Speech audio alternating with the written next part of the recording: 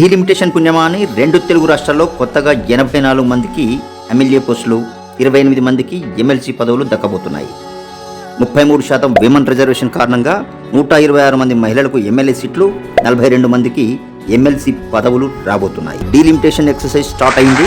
2026 population సెన్సెస్ని means జనగణను పూర్తి చేసి దాన్ని బేస్ చేసుకొని పునర్విభజన జరగాలని కోర్టు తీర్పు ఇచ్చిన నేపథ్యంలో ఆ ప్రక్రియ జరుగుతోంది. ఏపీ అసెంబ్లీ సెగ్మెంట్స్ 175 నుంచి 225కి, తెలంగాణ 119 నుంచి 153కు పెరిగే ఛాన్స్ ఉంది. అంటే ఏపీలో 50 మందికి, తెలంగాణలో 34 మందికి కొత్తగా ఎమ్మెల్యే కుర్చీలో కూర్చునే యోగం పట్టబోతోంది.